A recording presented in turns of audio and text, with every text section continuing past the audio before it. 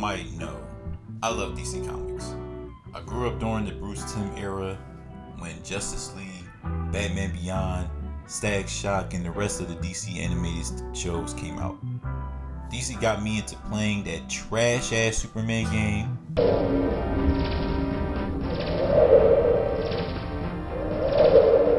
And I was just a big fan of all the characters.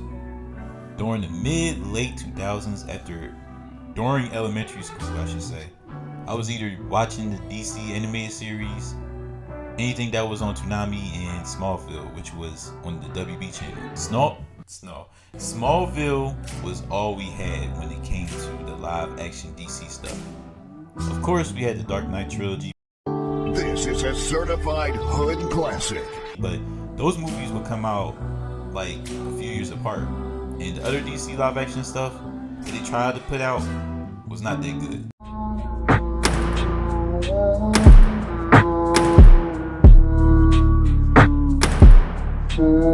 So now with comic book movies and shows being everywhere, you have so much content now. It's like you can't watch a show now without it relating to a comic book. Unfortunately, DC has been taking a few bumps lately with the Discovery Plus. The funny thing is though, the way people on the internet are talking, you would think this year DC is just in a disaster. I mean, we'll see over the next year because they got a lot of pressure. But the content DC has been putting out this year has been great. We had Peacemaker, which was a surprise. The Batman was fantastic. And I just watched the Sandman a few days ago, and it's great.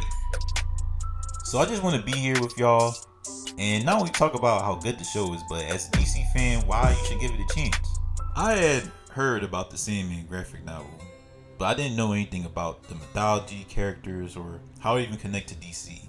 All I know was that John Constantine, who's basically a wizard detective of DC Comics, is in the comic book or graphic novel. I saw the trailer for the Sandman when it came out during Comic-Con, and the visuals is what got me interested, to be honest. And that Neil Gaiman, who's the creator of the Sandman, was producing the show. So I went into watching the Sandman on Netflix blind without knowing any context to the story. I'll say the first few episodes were a little slow for me, but I understand they have to explain the world, the characters, and the plot. After the first few episodes, the show kicks off, and it gave me a dense, hopeful, and poetic episode. Or episodes, I should say. The Sandman talks about the meaning of dreams, the meaning of life and death, and having the right to have a choice. Also, it had some great performances from Tom Struhridge, I hope I say his name right, as the main character Dream. Was really good. David Doulis, aka Remus Lupin, shout out to Harry Potter, was really good as John D. Or if y'all watch the Justice League animated series, his other name was Dr. Destiny. Mason Alexander as Desire was great. And the standout for me from this cast was Kirby Howe Baptiste as Death. Kirby played Death in a way that was kind and generous instead of how Death is usually depicted in media. I don't want to spoil what happens in the show, so what I will say is that most of us have some type of fear of death and don't want to know our own ending. In the show, death is there for you to transition from death to the afterlife. Some people were able to fulfill their lives, and some didn't even get a chance to explore their potential. Death is only in a few episodes, but her presence was definitely a standout, and is my favorite character in the show, even with the little time she had gotten this season. The only flaws I would point out about the Sandman is that it is a little slow. You have to follow the episodes of the Sandman carefully because you will get lost if you don't pay attention.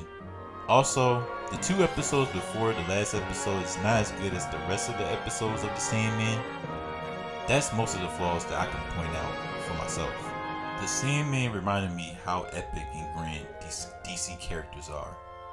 Like, these DC characters are not just comic book characters, they're inspirations and mythological forces.